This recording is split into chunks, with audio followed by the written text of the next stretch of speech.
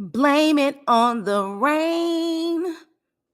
Yeah, yeah. No, blame it on this shady, trifling industry.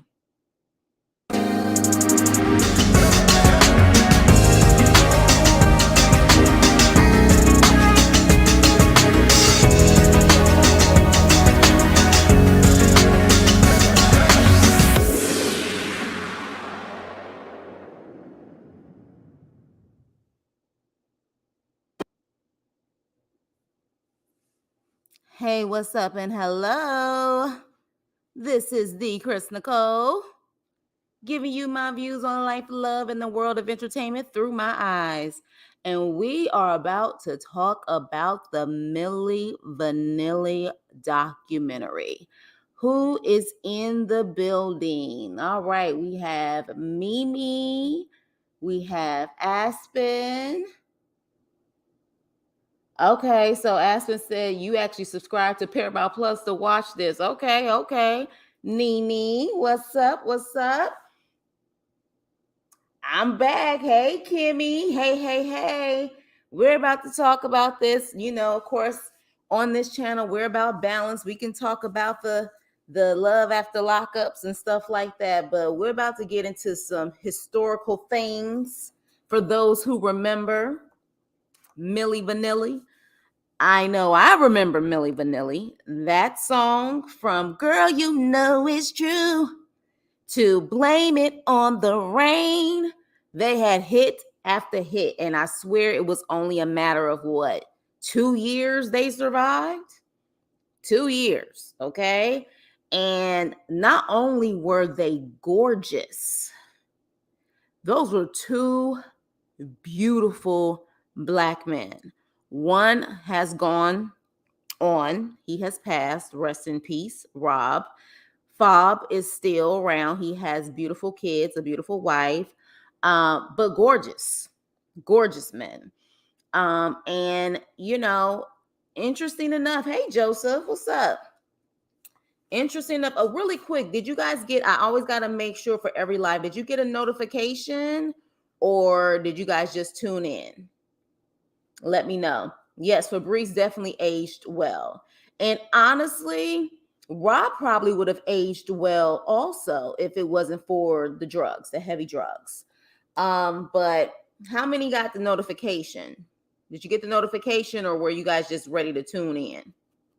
Let me know in the chats, please. So you got your notification? Okay. So where do we begin? Okay, you always get your notifications. Hey, Leo. Okay, good, Leo. Okay, even if you don't watch the documentary, but I definitely recommend you watch it maybe after this because it's a really good documentary. Because it humanizes these two gentlemen. Okay, because back then they did not humanize them; they made them be the villains. All right. So with that being said, let's start off from the beginning, and it just shows how fate can really bring people together.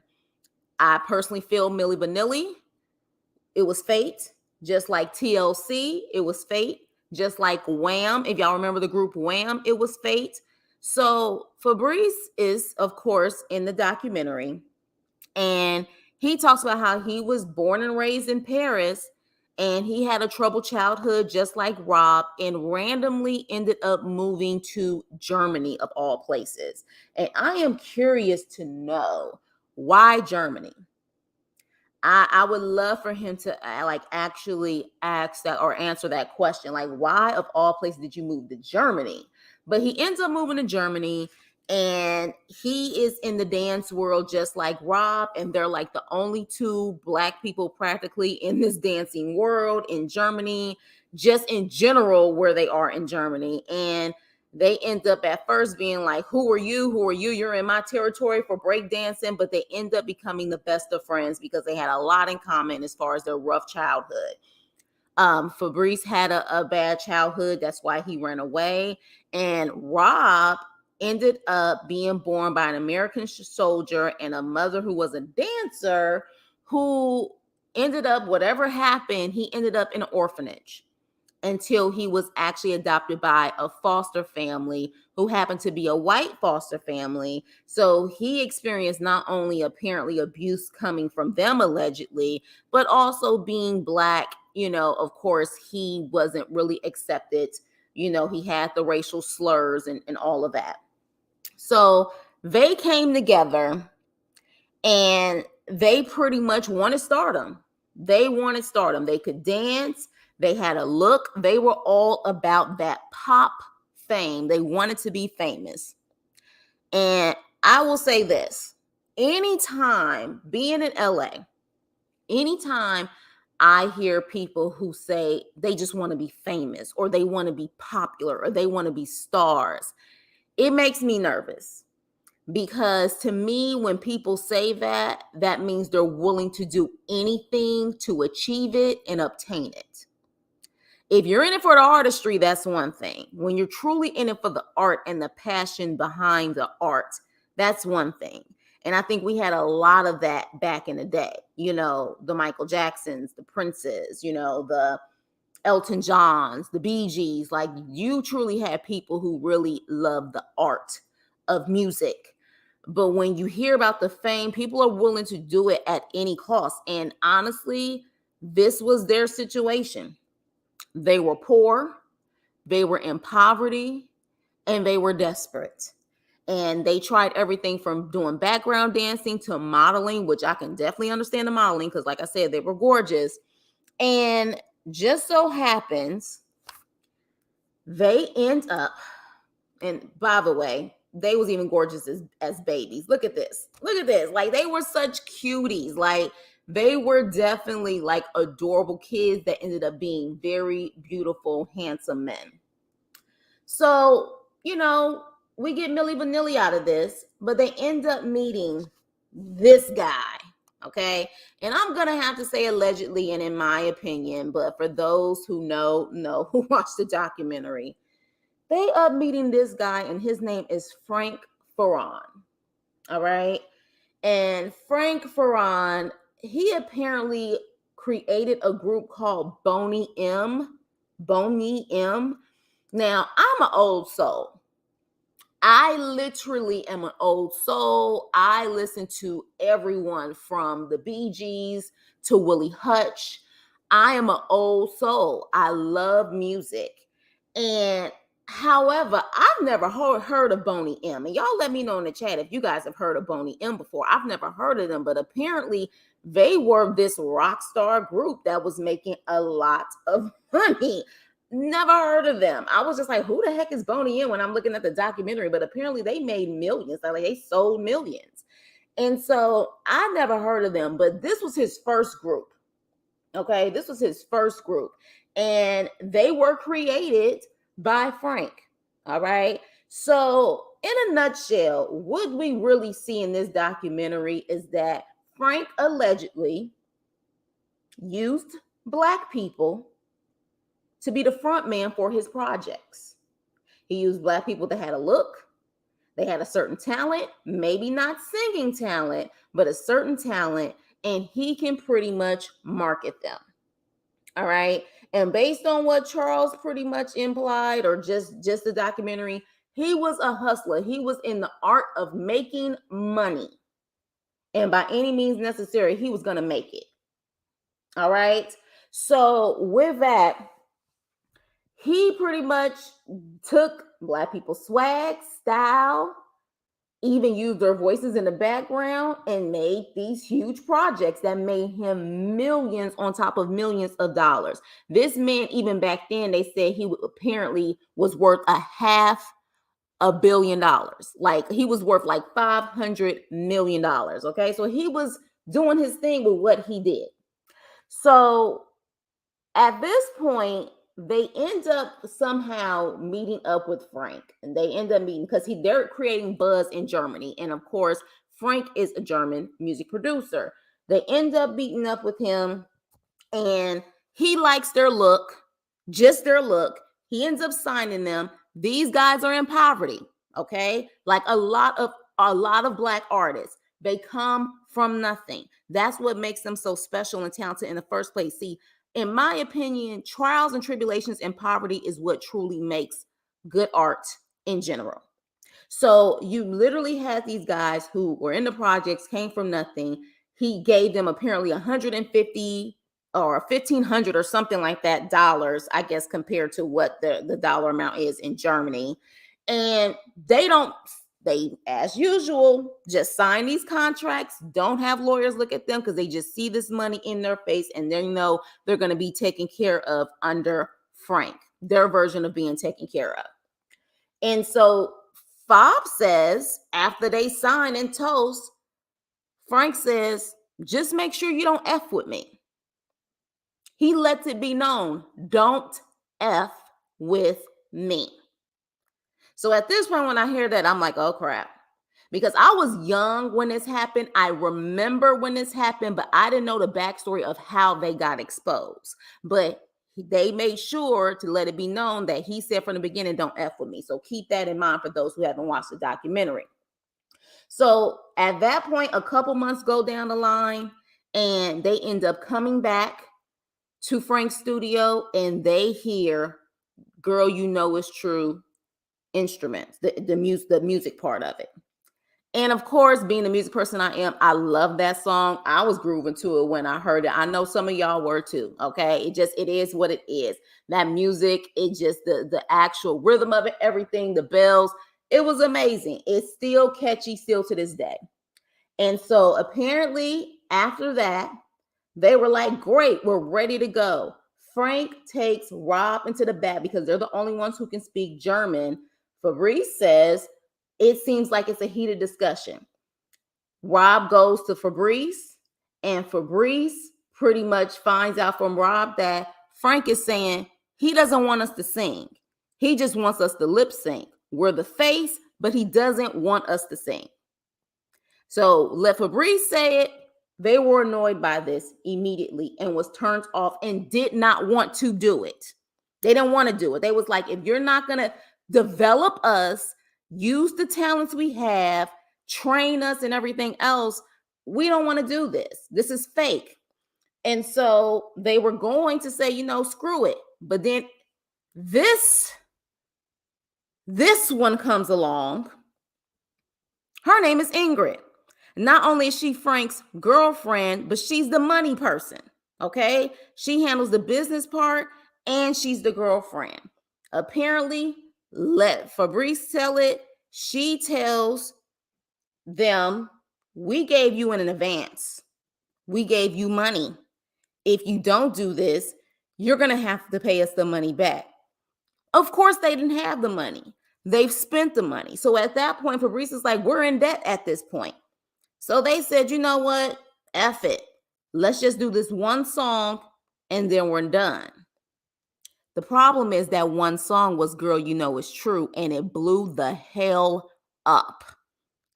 That's the problem. Had it been a flop, we probably would have never heard of Milli Vanilli. But Girl You Know It's True blew up around the world. They even did numbers and did top charts numbers like Michael Jackson.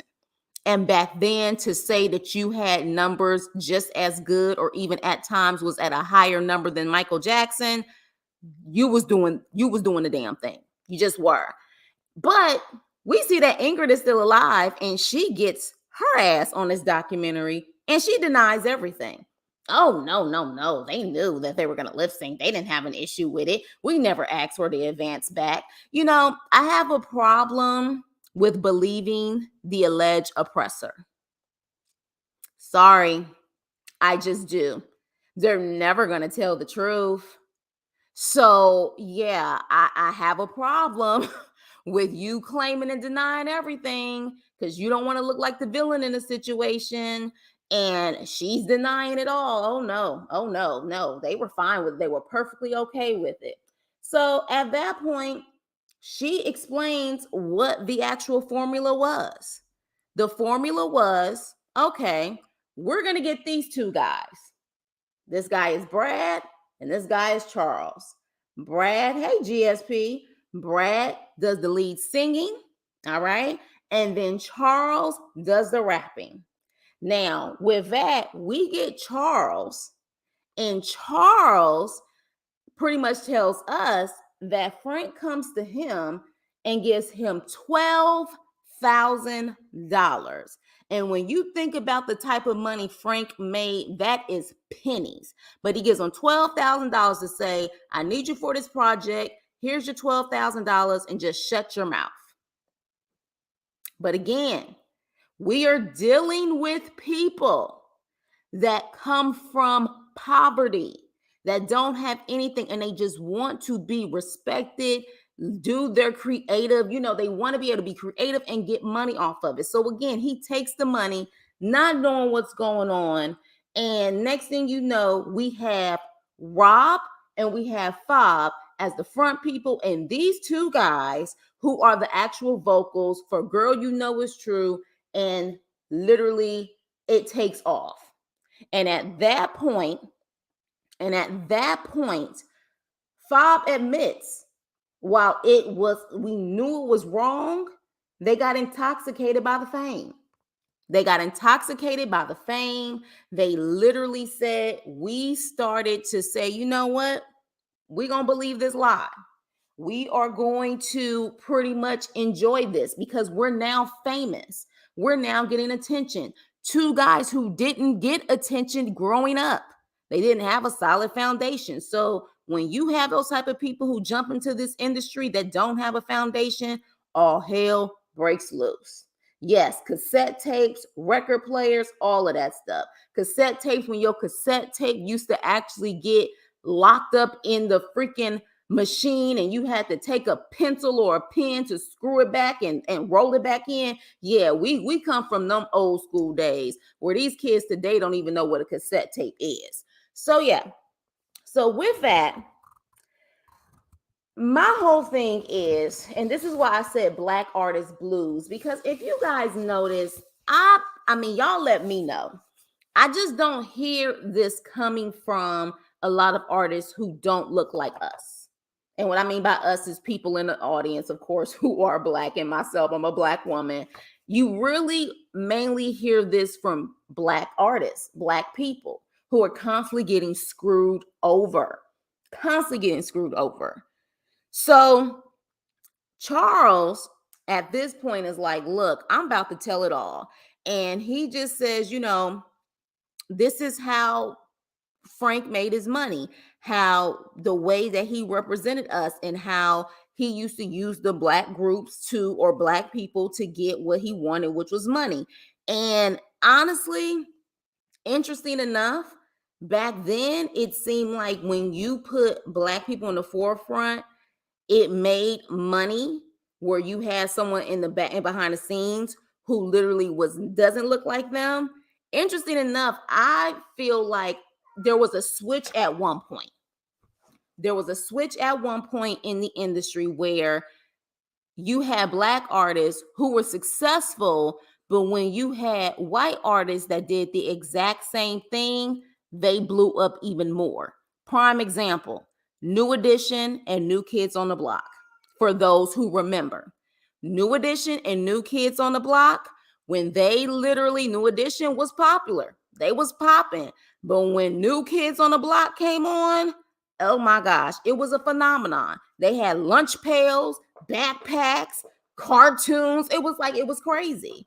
And, it just really shows that at one point there was a major shift of how these machines in the background truly created the phenomenon. I feel like at one point, the creative artist, is the one who helped build the machine in the background. I feel like at a certain point, the machine made the people in the front. It was a big shift. So that's just an example, but pretty much Frank was the machine. Frank literally was a machine. So Girl You Know It's True ended up blowing up overseas to the point where, of course, it started hitting waves in the US. Okay. I was one of them little girls where when that video came on, I did the dance. Okay. I was dancing with them. Like, seriously. Milli Vanilli was the ish. It was around that time, and I think even Vanilla Ice was big at that time. Like those, they, even if they was one hit, two hit, one album wonders, they were the ish. So when they came to the US, all hell broke loose. And at that point, they wanted them to tour in the US. Okay. They wanted them to tour in the US. Now, Frank was like, hell no, because he knew at that point, once he got to the US, it's probably going to be hard to hide all of this. But eventually they sold them on the US and they ended up going on a US tour. And we start to see Downtown Julie Brown. And for those who remember Downtown Julie Brown was the ish back in the day. And she still looks good for her age, by the way. Downtown Julie Brown was in the actual documentary, and she was talking about the phenomenon of Milli Vanilli. And so they ended up going on tour. And at a certain point, they were so popular, they wanted, or I would say that the American market, they needed to sign them in the US. And that actual record label was Arista by Clive Davis. And Clive Davis, as we know, y'all should all know this name, but for those who are younger, I'm gonna school y'all. Clive Davis literally founded Whitney Houston. He's the one who signed Whitney Houston. He also signed Barry Manilow and so many other artists. He was known for being able to find that raw talent. Clive Davis finding Whitney Houston, she will forever be the voice. God rest her soul. So he ends up signing Milli Vanilli. All right. So at that point, they end up going on tour, but they need a second single. And that's where Diane Warren comes in. And she is she is one of the top songwriters out there. She has written she has literally made hits like Rhythm of the Night by DeBarge, Unbreak My Heart, Toni Braxton, Whitney Houston, Mariah. She has literally did songs for everyone. And she's the one who did Blame It on the Rain. All right. And so at that point, that's their second single in the US. They go on tour, they blow the hell up. They pretty much get to the point where they start believing the lie. And at that point, July of 1989. Now, mind you, at this point, this group has sold like 8 to 10 million albums. Okay. You don't even hear those numbers today, but 8 to 10 million albums. July of 1989 in Connecticut. Damn it, it happened. They are on stage. Now, mind you, the band has already said, the band in the background said, we don't ever see them rehearse. We don't ever see them rehearse.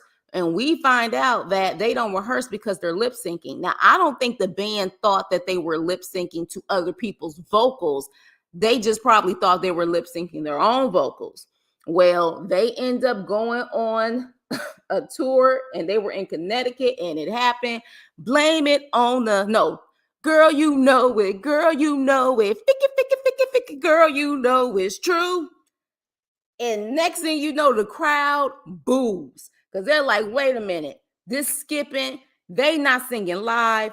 What the hell is going on here? So Downtown Julie Brown is saying that 1 minute she's introducing them, they screaming, they're going crazy. And the next minute she hears all of this ruckus and boos coming and they're running off the stage. Rob is losing his shit. And pretty much at that point, she doesn't realize it, but the reason why he lost his shit is because they have been holding this secret for so long and they were already worried for so long that they were going to be exposed. When that happened, they just thought at that point it was over. Like that situation, it was over. So I remember this, that it was in the news. Like back in the day, this was a huge thing. Today, I don't think anyone even cares. Hell, most people are lip syncing nowadays. This whole industry, this music industry today, in my opinion, 95% of it, if not more, is Milli Vanilli. Okay? Milli Vanilli. So I remember it being on the news, even as a little girl. I remember it being on the news, and it was a big deal. Like, oh my gosh, the record is skipping. They're not singing this. But the machine behind them, they kept pushing forward. They kept pushing forward. Even the anonymous Arista Records executive that's on the documentary was like, we knew about it and we ignored it because there was money to be made. All right. So at that point, people started clowning the hell out of them, though. Arsenio Hall, which was huge back in the day, to In Living Color, which was huge back in the day. They started clowning them because they was like, something ain't right. They fake. Something ain't cool in this situation. All right. So at that point, they started getting the little Snickers and the laughs and everything else. But again, the cash flow had to continue. Now, what's interesting is that people were trying to make fun of them for not really being able to speak English, or they weren't really communicating well. I don't think it was an issue that they couldn't really speak English. I think their anxiety was taken over every time they did interviews because they knew that they were living this lie. I mean, because clearly we heard both of them speak English and in their comfortable state. And it seems like their English was fine. Not to mention, we have had plenty of artists from other countries. When they sing, you can't hear their accent. You can't hear it. You know what I mean? Like Wham. I mean, even our actors from the UK, for example, Idris Elba, Damson Idris, like you can't hear their accents. So it's not impossible to say that you can literally you don't hear their accent when they're singing. Now the rapping, maybe, but I just felt like they literally was picking on them for their accent. I'm just like, come on now, like literally, we have seen it. We've seen it with Elton John. We've seen it with 5 Star. These people sound, that's why they say music is universal, because everyone can understand, like it's universal. So to me, I felt like that was a reach. And again, they were trying to make fun of them. Now, granted, I think in today's society, that would have been a cancel culture type of thing to make fun of someone's accent. Well, then again, they're Black, so I don't know. But for other people, it may be a cancel culture type of situation. But with that, I felt like they were just constantly picking on them for the most ignorant reasons, not really the reasons. Maybe they were making fun of them because they low-key knew, but I just felt like there was a lot of a lot of ignorant interviews that they did back in the day. Exactly. Yes, I did say In Living Color. Soul to Soul, Sade, you can't hear their accent. So I just felt like that was ignorant for people to say. Because they was like, well, wow, they don't sound like their records. Well, why would they sound like their records if they're just talking? They're not going to sound like their records. But one thing that I did not like about Ingrid, she tried to come off at one point like she was a protector of Rob. In my opinion, no, the hell you weren't. No, the hell you were not. You were not a protector of him. Like literally, how are you coming off like the alleged oppressor and a protector at the same time? She made it seem like she was some type of mother figure for Rob. Girl, bye. Like seriously, you guys. And if you guys hear an animal in the background, that's one of the animals that I take care of. So you're gonna have to excuse me. But with that being said, let's move on. So after that, Fob pretty much says they started getting high. They started, getting faded. And I personally feel that was just one of many reasons why. Okay. They both came from troubled childhood. They did. So, but at the same time, that they claimed that because of all of the pressure, they started, getting faded. And it's not like we haven't heard that before in the industry. We've heard it. You know what I'm saying? We've constantly heard that. So at that point, Charles, the rapper, the actual voice, he started apparently getting faded also because he was so upset that here it is. These guys are getting all of the success off of his voice. And all he got was $12,000. But he doesn't realize that they're getting all of the fame, but they ain't getting no money. That machine behind them was getting money. So all of these people was pretty much all of the people who look like me was getting screwed. Like, that's just what it is. It just appears based off of this documentary, this is my opinion, they were getting screwed. All right. So at that point, Charles ends up exposing and telling, I guess, a manager or something. And then Frank calls him and says, brings him into his studio. And he's like, you opened your mouth, you're done. And he just discards him and throws him away and replaces him with another black man. Okay. So, because of all of that, Charles ends up going down a rabbit hole of apparently drugs, allegedly, and drinking. And so the issue came into play, not with the tour. That wasn't the issue. It wasn't even with the American Music Awards, which is also a big deal in the US. No, apparently they're saying the issue came in when they got submitted for the freaking Grammys. And why is that? Because their assistant manager at the time, he didn't know that this was all fake, but apparently everyone else did. So he decided, why not submit them to the Grammys, because they're hot. They have literally gone like diamond status on their work. Why not submit them? When he submitted them, apparently Clyde called the main manager, the manager called the assistant manager, and all hell broke loose. All right. All hell broke loose. All right. So with that, when it happens, and this is just shows you how the industry has changed, the music industry has changed so much, because yes, at one point the Grammys used to be a big deal. In my opinion, now they giving out Grammys like it's a piece of gum. And that's just my opinion. The Grammys do not have the same value as they did back then. I know when I was growing up, it was a big deal for the family to sit down in front of the TV and watch the Grammys, watch the American Music Awards. Now, I don't even know when them bitches is on. I don't even know. Don't even care. Because at this point, for me, it's like the right people aren't going to get the award. It's all about, the machine and who is willing to possibly push them more to get their Grammys. Now, interesting enough, back in the day, I don't know how it is now, but there used to be a rule. That the Grammys, when you performed, you had to perform live. You had to have live vocals, okay?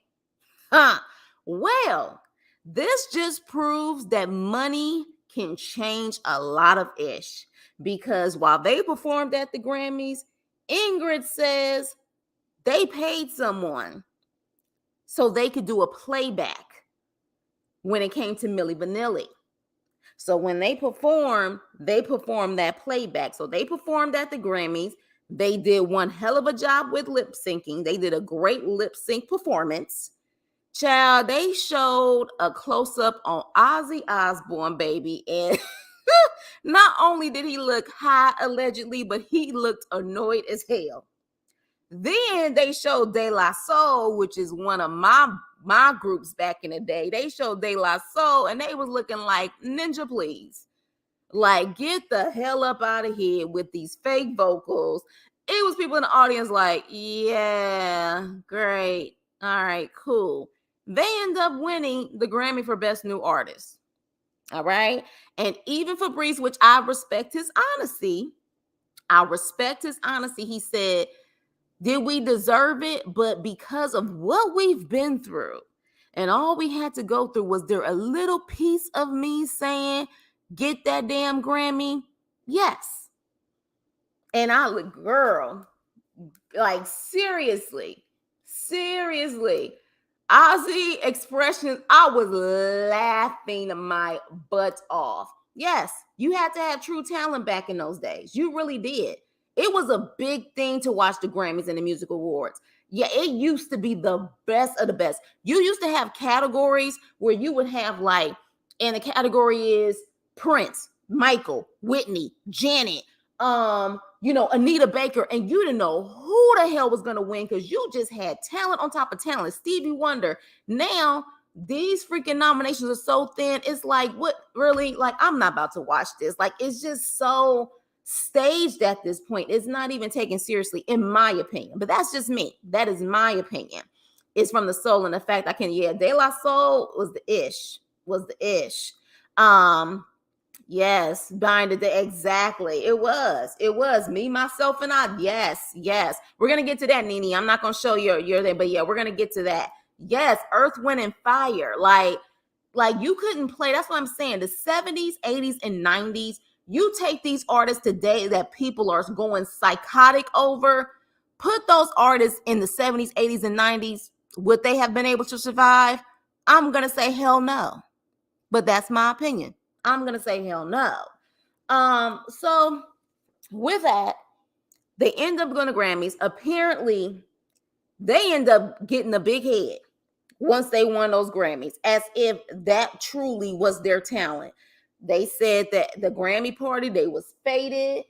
Paul McCartney from the Beatles wanted to congratulate them. They blew him off. Like, apparently, they just got a big head. Now, this is from everyone else. The machine behind them is saying they had a big head. I don't remember Fabrice saying they had a big head. He did say they were faded, but as far as having this big head and being rude and all of that stuff, that didn't come from Fabrice. That came from the machine, all of the executives and people behind them. So at that point, they started demanding more. They wanted to actually really sing, since they now have gotten all of this stuff as serious artists. They want to be taken seriously. And they were like, hell no. You're going to continue to sit up there and lip sync, and that's just what it is. Then they started demanding money from Frank, the same Frank that told them from the beginning, don't F with me. All right. And so with that, we find out, which I didn't know, Frank is the one who blew the whistle. On his own project, he blew the whistle. And as far as I see it, that says several things. One, you made enough money where you didn't even care anymore.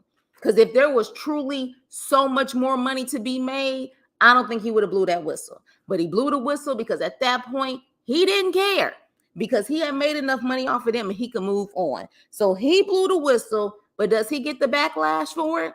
Even though he was truly the one who created all of this and pulled the strings, do they at that point look at him like a possible fraud from Boney M and other things he created to really look at what this man has been doing?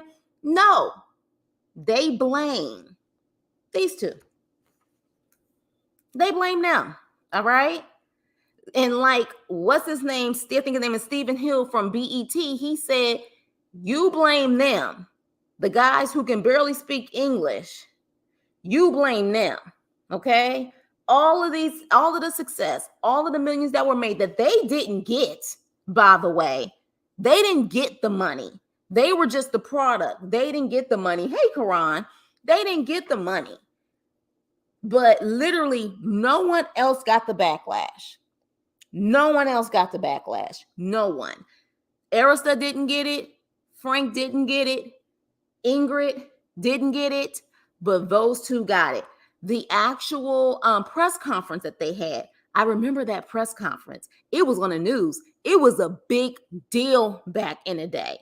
And they told them they wanted them to get up and sing. And they was just going off on them as if they're the reason, like they created this lie. Like they created this lie. I felt so bad for them. Looking back, like when you're younger, you don't realize it. But when you look at this documentary, you're just like, damn. Like they truly, as always, threw us under the bus. They really did. And interesting enough, I will say this. When Frank comes out, and then Frank shows the real singers and the real rapper, I find it interesting that they backed Frank instead of going against Frank. Think on that for a minute. They got screwed just like these guys. But because these guys got the quote unquote fame, they decided to stand behind Frank because they wanted that attention so badly.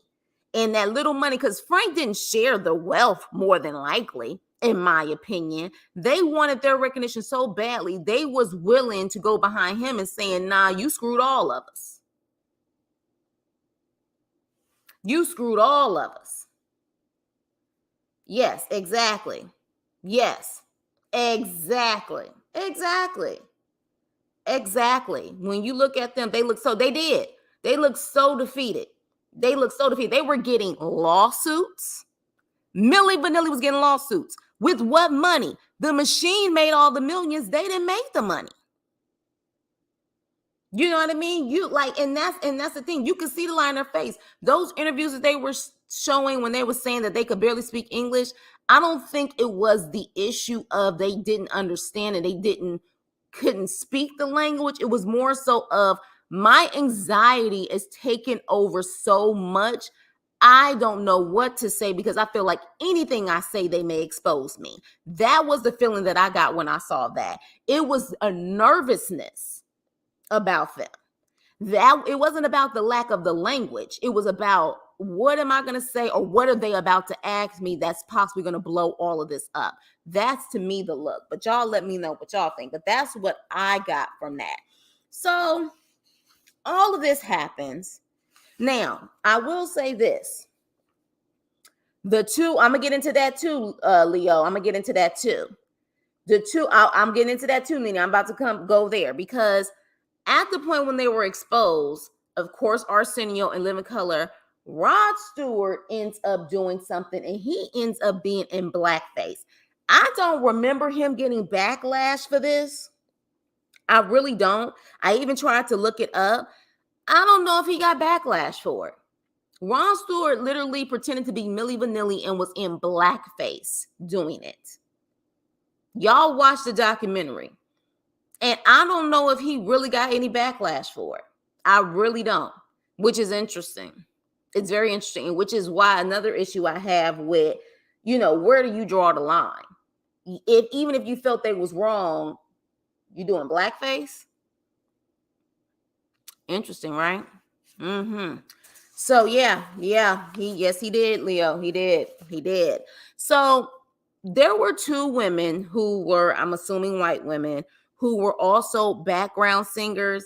And yes, they also got screwed too, because apparently once he blew up Milli Vanilli, those two background singers, while they were still singing, they used another woman as a front person who was black because he always wanted black people to be the face of his projects.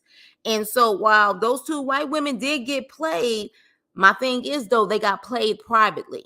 They were still able to continue on with their lives without people knowing unless they wanted to just announce it to the world. But for the most part, they still were able to live their lives. So it's not the same, but they were still able to live their lives. Hey, Fabulous Me. Yeah, exactly. So yeah. So with that, and I hope you guys are fine with me doing a summary of this because some of you guys haven't watched it. So I'm just flowing. I'm flowing. So, of course, they were already getting faded. But Rob really is the one who took a deep dive into the narcotics.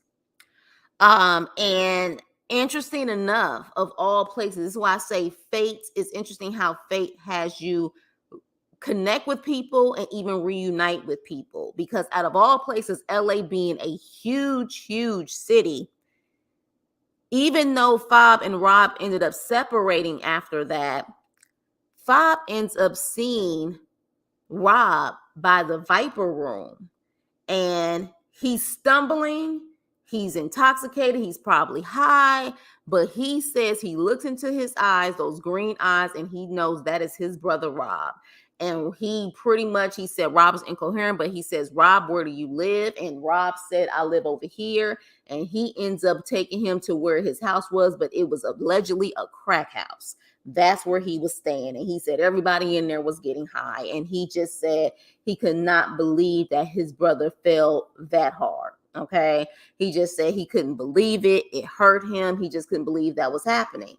Interesting enough, though, even though Fob came from a difficult background as well, he was able to still continue on. He's on the RuPaul show, and he has an album that comes out, and you hear he can actually sing, which goes to show if they truly took the time to develop these two, they could have actually been developed into an amazing act, and it would have been true talent. You see what I mean? But everybody wants that quick rich scheme, because if you would have took the time, they would have been able to develop into something special. I'm a firm believer where everybody can sing if they can be trained, whether it's the classical way, if it's in the church, everybody can sing. You just need to train your vocals, So literally, what could have been, even if they wanted to fake it until they make it type of thing, they could have been literally having the vocal trainers in the background teaching them how to use their vocals. So then by the time they got exposed, hell, they could probably sing. But no, it wasn't about really developing them. It was about using them. That's what it was about. It was just about using them and throwing them away when it was all said and done. So as we know, Rob ends up passing. And I want to say they said it was based off of him unaliving himself. That's apparently, if I'm not mistaken. And Ingrid is the one who found him, ironically. She said she found him in the hotel that was right next to him. Where she was, found them in the hotel. She acts like she's crying. Maybe she's hurt. But my whole thing is, maybe you needed to see him like that because you are part of the reason why he became that way. Maybe you needed to see that. And she even admitted that it was wrong for them to be the scapegoat because they really didn't do anything wrong to people and they became the scapegoat. But she's the one who found him. She is the one who found him. And I almost teared up. Well, I did tear up. I'm not going to lie. I teared up. The tears didn't fall, but when Fob was talking about Rob, his brother, it truly just showed how much they really cared for each other and how much that friendship was just so real. It was so real. And he couldn't even hold it together. He had to get off the camera at that point. So, but in a nutshell, Fob ends up, recuperating. He finds a woman that truly loves him for him, and he has a beautiful family. And we even see at the end, he's singing Blame It on the Rain, and he can sing. He is singing his butt off. So, it just shows that it's good to see that one of them was able to make it and able to recover. But it was a great documentary. It definitely, like I said, it humanized them. It made them human. It made us realize, damn, this machine is brutal. And at this point in this day and age, this machine, it's really not about the talent of the person in the front. Like I said, pop music, it really just shows what pop music is. It's an illusion. It really is an illusion. Pop music is a product, period. And the machine determines your success or not. It really does. So, and it's so crazy now because, like I said, in 2023, most of this industry is a Milli Vanilli. It really is. It's a Milli Vanilli type of world at this point. So it's just so crazy how, literally 30 plus years ago, they were literally, it was embarrassing to be a punchline 30 years ago. Now it's almost the opposite. To be a punchline to people is success. Isn't that interesting? It was embarrassing to be a punchline. You wanted to hide your face and never be seen again. Now people are doing whatever they can to be a punchline. They are doing whatever they can. They're doing whatever. Social media, all of that stuff, just to be a punchline. So, several things to think about. Do you guys feel that it's only really Black artists that get this type of treatment? Let's just be honest here. Is it just Black artists? Because you don't hear this many stories when it comes to other artists. the Wham documentary. And if you guys don't know who Wham is, that's George Michael and his friend. And they also had that bond, just kind of like Fob and Rob did. They did Wake Me Up Before You Go Go. So many great songs. And it didn't, like, while George Michael, his passing was untimely, you didn't hear about either one of them being broke and being a punchline. You didn't. And you don't see that many documentaries of others, but you damn sure see a lot of documentaries of us. A lot. You know what I mean? Like, a lot. And look at how beautiful this man was. Like, even in this picture, this is when he had just got arrested. I mean, he still doesn't look bad, but compared to what he was during the Milli Vanilli, he was drop dead gorgeous. Oh, and then here's another problem. There was an actual movie coming out. Isn't it interesting that a documentary comes out and now they are actually making a movie of this? So the question is, who the hell is about to get this money off of this Milli Vanilli movie? Who's about to get it? Because something tells me Fob ain't about to get ish. Something tells me Rob family, if he still has any that's out there, they're not about to get any profits off of this. But usually the documentary comes before the movie or vice versa. These are the two guys who are supposed to be playing Milli Vanilli in the Milli Vanilli movie. So, okay, so you guys are saying, yep, you guys saying only black artists. Now here's yeah. Now Pebbles denies it, but I will say this, in my opinion, it's more treason and it's more of a dig and it's more of a FU when it's your own that does the oppressing. It truly makes it even more of a wow. Like, really, that in itself, yeah. So she claims it didn't happen, but yeah. So yeah, there's gonna be a movie. Frank didn't want to be interviewed for this documentary. Interesting, right? Interesting.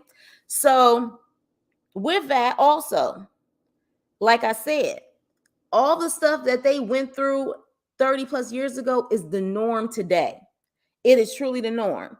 And it's crazy how this industry has changed so much that when you have someone with just a little talent, they praise the hell out of those guys today compared to back in the day. You had to do so much more. Back in the day, most vocals were live. Like, you could not lip sync. And if you were able to pull together a lip sync, like in the 80s or whatever case may be, it was only a short period of time. That's why I guess also concerts were so short back in the day. Your concert at most may be an hour because these people were actually given live vocals. Now, most of these concerts, in my personal opinion, I would say 90% of the time they're lip syncing. You may get them singing live for their ballads, but I wouldn't be shocked that they're doing live vocal lip syncing on that too. It's just at this point, everything seems like an illusion. And there are so many artists, in my opinion, who truly have that raw talent that back in the day would have been crazy successful. But because the machine isn't really behind them in that way, they're not getting the buzz. Like, Jasmine Sullivan, in my opinion, is one of the top R&B artists out there. The girl can blow. She writes her own stuff. She can sing down, but she does not get the recognition and the popularity like she truly deserves. And there's so many like that. Also, one thing I'll say also that I like about this documentary, and I like about some of these documentaries that we see from our 70s, 80s, and early 90s artists, is the friendship aspect of it. Like, to me, it really showed how back in the day friendships were really valued versus now. Like, with these friendships, when they sat up there, when they rose together, they rose together. When they failed together. And they had each other's back until the end. And that's what I definitely see a lot when it comes to these documentaries, which makes it so special, because again, it truly just shows how special these connections were. So I love to see that it was just a genuine connection. It was fate, just like with TLC. They didn't know each other, they didn't grow up together, but it was really fate that brought them together. That's why their status was so unstoppable, because it was meant for them to be together. So yeah, I definitely love that. And then yeah, like it's sad. And I truly think it's only our Black artists that go through this, because we typically come from the bottom. And when you come from the bottom and you're just trying to make it, there's a sense of desperation that comes where you're making bad decisions that can really cost you your livelihood for the rest of your lives. And it's a sad situation. And kudos to those who refuse to be, what I'm saying, those leeches and those people who are willing to take advantage of people like that. I feel that there are some who are like that, but the reality is there are a lot who are still willing to do it. And the sad thing is some of them even look like the Black artists, which makes it even worse. Now, let me see what you guys are saying in the comments. Didn't one of the original singers pass not too long ago? Are you talking about Milli Vanilli, or who are you talking about, Leo?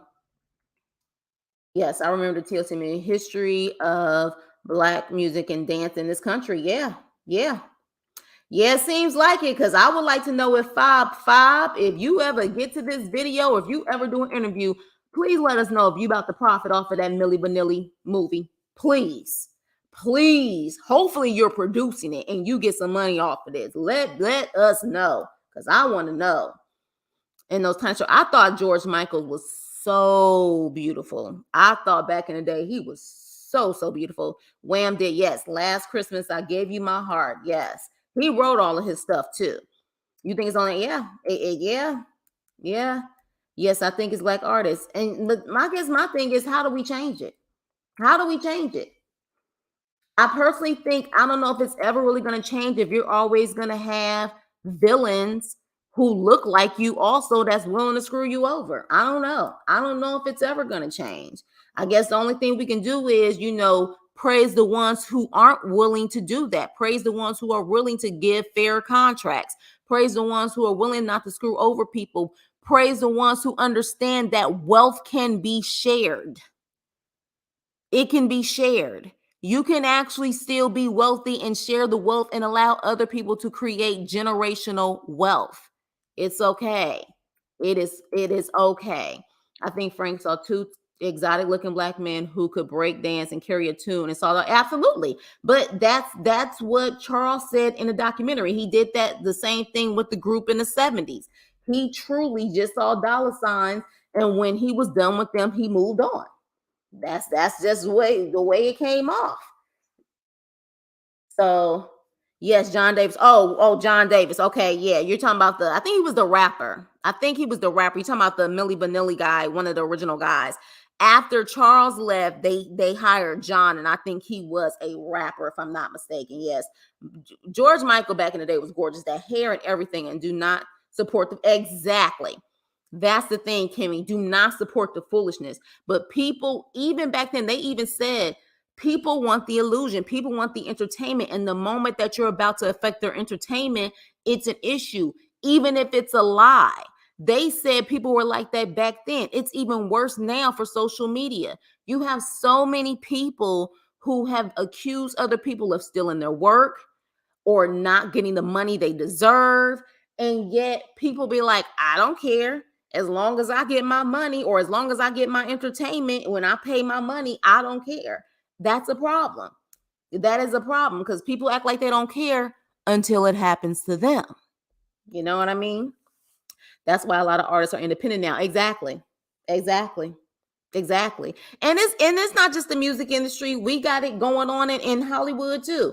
Hollywood is a big issue. I don't know if you guys have heard, but you guys are familiar with the show P Valley, right? Are you guys familiar with the show? Put a one in the chat if you're familiar with the show P Valley. I remember Frank said he didn't expect the group to blow up like it did, but then they had to keep up the act. Yeah, well, I don't see how when he had Boney M that apparently was a big act too. So I don't know about that. I really don't know about that. Cannot be so hungry to put on as an artist. Easier said than done, though. Yeah, yeah. And again, it cannot be to put on as an artist, but the thing is, it's the artist or the person who wants to be the front person that's typically desperate. That is typically is the desperate one, and that's how they get screwed. That has always been a problem in all the are you saying actor? I don't know what you're trying to say, Fabulous Me, but but go ahead and redo it. But okay, so the arts. Okay, yeah. In the arts, definitely. Because truth be told, a lot of people that y'all see in this artistic world, most of them they're truly not the creative geniuses. They're in the business of art, but they're not the artist, if you know what I mean. A lot of artists have gotten screwed. Like, for example, the gentleman that allegedly wrote Good Times, and his name is skipping right now, forgive me, but he wrote Good Times, I think What's Happening, Cooley High, and he did not get his money for writing Good Times, What's Happening. Like, literally, from my understanding, the last time they checked, this man is homeless. And again, these shows are still being syndicated, and this black man is homeless, allegedly. Okay, so y'all heard of P Valley. Well, apparently, allegedly, and you guys can look this up for yourself. P Valley was apparently, do you guys know Nikki Gilbert from Brownstone? You guys know who Nikki Gilbert is? She did R&B Divas. She used to also act as well. She was on like Martin, Living Single, Nikki Gilbert. Well, Nikki Gilbert has a lawsuit against Stars that actually produced P Valley and Katori Hall, who apparently is the creator of P Valley, because she is saying they stole P Valley. She apparently did a play back in, like, she copywrote the play, like she did a copyright on the play like back in 2003, 2004, did a play, a burlesque show type of play, apparently had a meeting with Stars, the president of Stars, and she is saying like she did that, never heard from them, literally had her play syndicated on multiple channels. Next thing you know, 10 plus years later, P Valley comes up. Okay. And she has literally videos of 60 different examples of how Katori Hall or Stars, she's suing all of them. She's suing every producer on there, allegedly took her stuff. So when I tell you that this is a big deal, in that it's a lot of this stuff happens so much, apparently, allegedly, even the Matrix. They said a black woman wrote the Matrix, okay? And years later, all of a sudden, the Matrix comes out. She apparently did a copyright on that back in the 80s. The Matrix comes out, billion-dollar franchise. So we hear this all the time. We do, and some don't hear it, but yeah, it literally, these type of things happen all the time. Now, I don't know how true it is when it comes to P Valley, but I will say this, because I'm not a big fan of Nikki Gilbert, because I feel like sometimes she does contradict herself. I'm not going to even lie. But with that being said, it's very hard to find attorneys that's willing to take on cases like this when you are literally suing a huge franchise. Furthermore, she has to pay a lot of money to get this type of lawsuit going. So to pay that type of money, and on top of that, to find attorneys that's willing to take on a big network like that, I don't know. Like, I'm curious to see how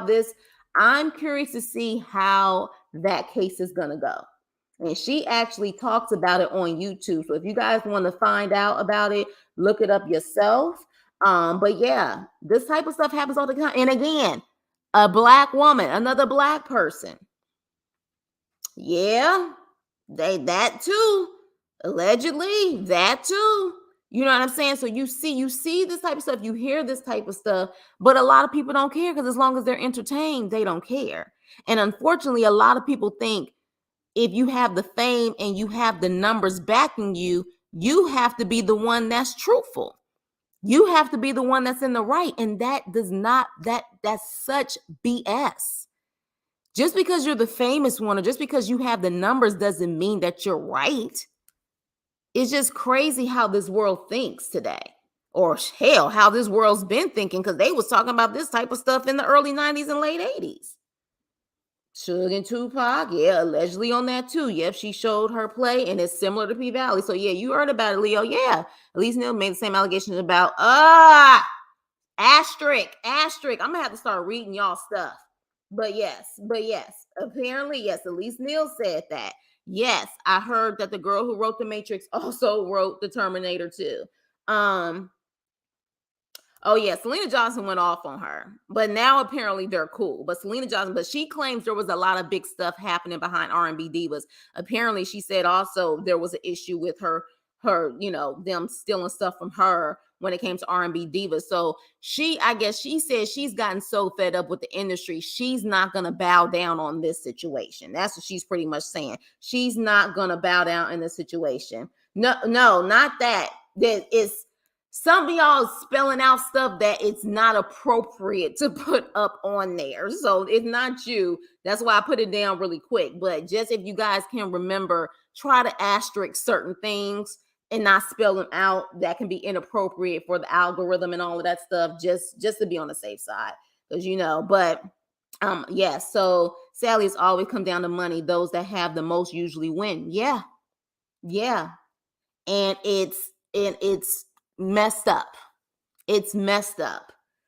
And sadly, you have so many people who would agree with the people with the money, but until it happens to them, then all, hell breaks loose. But it's sad. Yeah, that greed. No, it wasn't you, Kimmy. It wasn't you. Yes, that's a good way to put it. A cat. That's a good way to put it. It's all good, Nene. I know you didn't mean it on purpose. I need to start reading stuff, though, before I just start putting it up there. But in a nutshell, powerful documentary. Loved it, enjoyed it. It took me a minute to actually look at it because, of course, work and everything else. But let me know final thoughts out of a A to a F. What did you guys think about it? I think it was a solid A. I didn't sleep. I didn't get bored. I watched it all the way through. Hell, I watched it twice. One to just purely enjoy it. The other one was to take my notes for this. I enjoyed it, and it's a rude awakening of how ruthless the machine can be. How ruthless it can be. I don't know about that. I don't know if it will be on Paramount Plus, the actual movie. The documentary is on there. I don't know if the movie, the fictional movie, will be on there. But yeah, I don't know. But it's sad.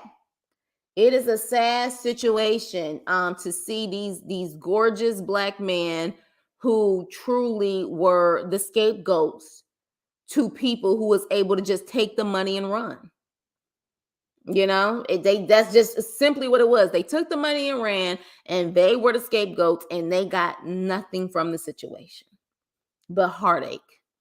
And the sad part about it is they had already had so much heartache before, and so much poverty and heartache before this even happened, which made them good targets in the first place. Made them good targets. So yeah, you watched it twice too, Chris. Another Paramount recommendation. I take advantage of this trial. There's a lot of stuff on Paramount Plus. Watch Tulsa King. Tulsa King, I think, is, in my opinion, is good. It actually has Sylvester Stallone, the like older Sylvester Stallone. It's Tulsa King is on there.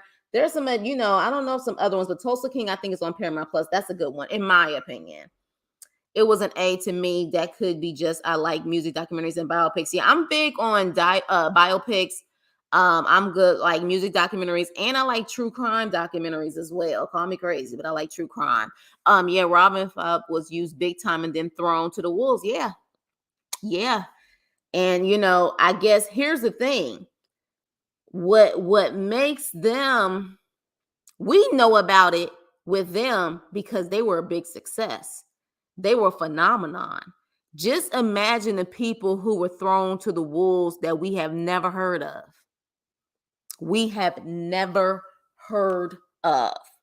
You know what I mean? Like when you really think about that, the reason why we know about them is because it was like undeniable the success that they had.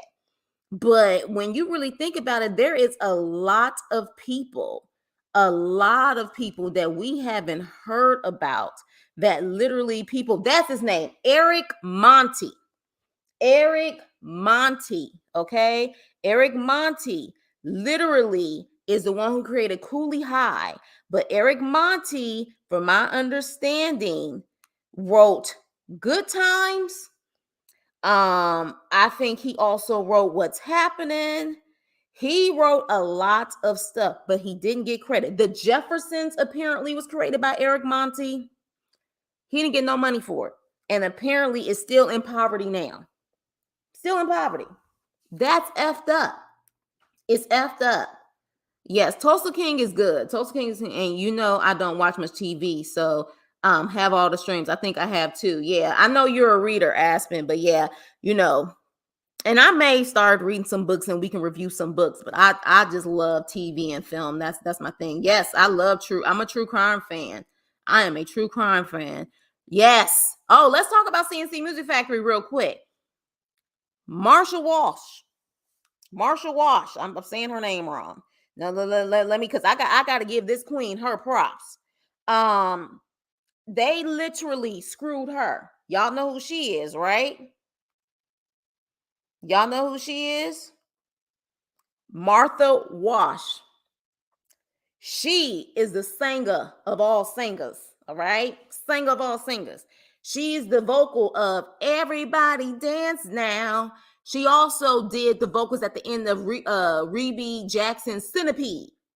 She has so many vocals out there, and they never wanted to show her, just use her vocals. She's another one. I think she had to sue some people too to get her credit. CNC Music Factory always had this woman, beautiful melanated woman, yes, but had this woman literally lip syncing to Martha Wash's vocals, all right, to the point where they got found out, and then all of a sudden they wanted to put her in the video. But they did that for a very long time. She never got her props. Never got her props. Yeah, they're saying that. I'm gonna look it up. Look it up. I just had to look it up for you guys.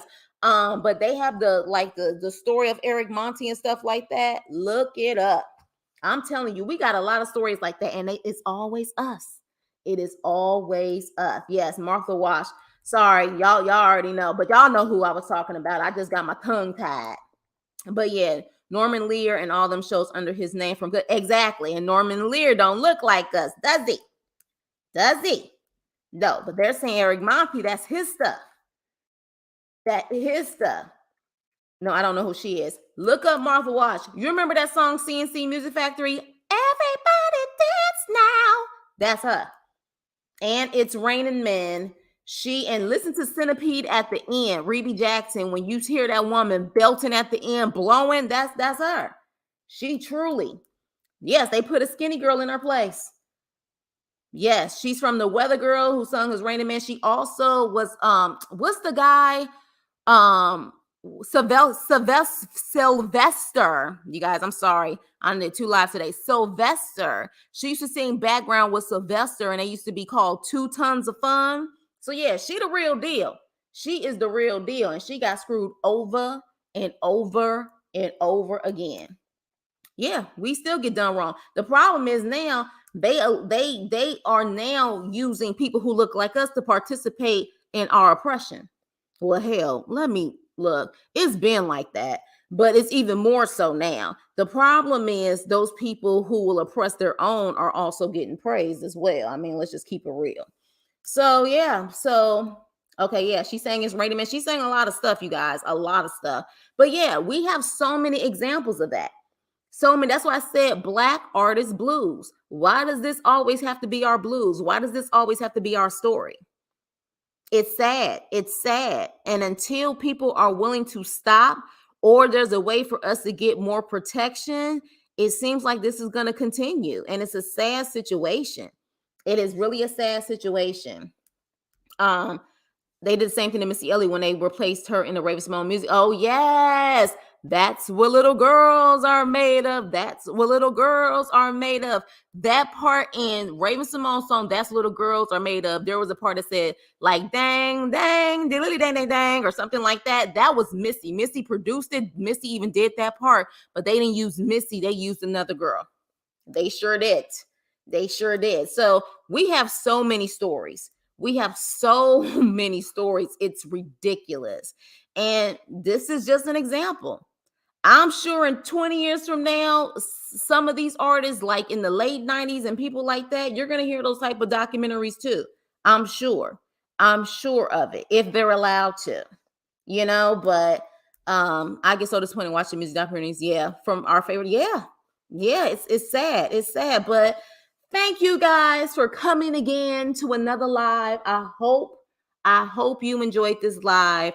I did give a long summary of everything, but I really needed to try to take you through the documentary in itself. For those who haven't watched it, please watch it. It's very educational. It's something that we need to know. And for those who possibly, whether it's business, your own business, if you're trying to do artistry or anything like that, these type of stories will hopefully help you to protect yourself in the future, So with that being said, you guys, thank you again. For those who are replay gang, watch it. Give your comments in the chat, especially after you watch the documentary. Aw, this was fun. What's the next documentary going to be?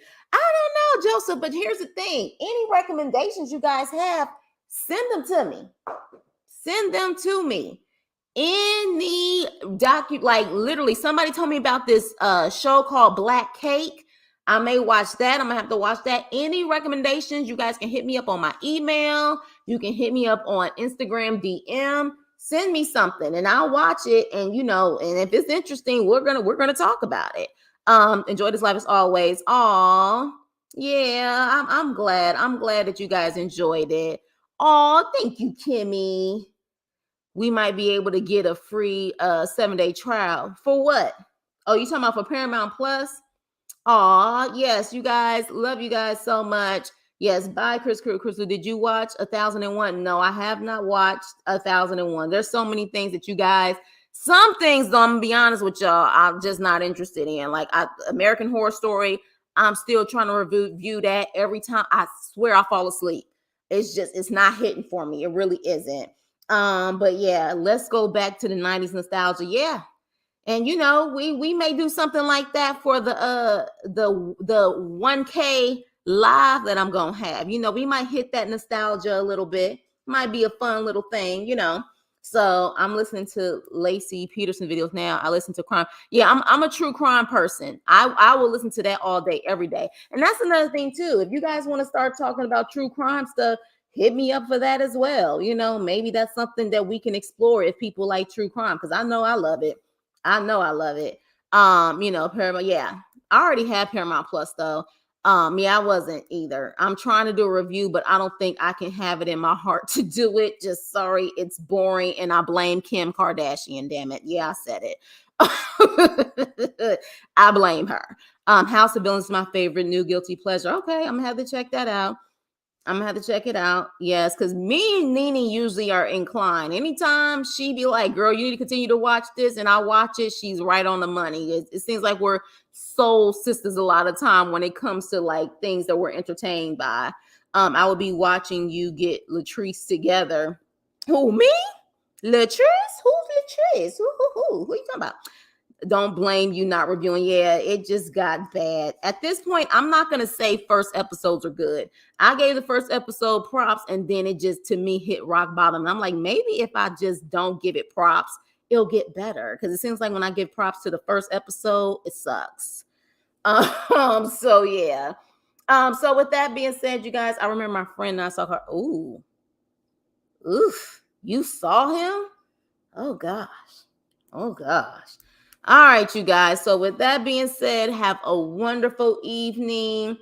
Oh, yes. Bell Collective is coming back on this Friday. So I will be hitting up my reviews for Bell Collective. Thank you, Karan. That's coming back up finally. They took a huge break.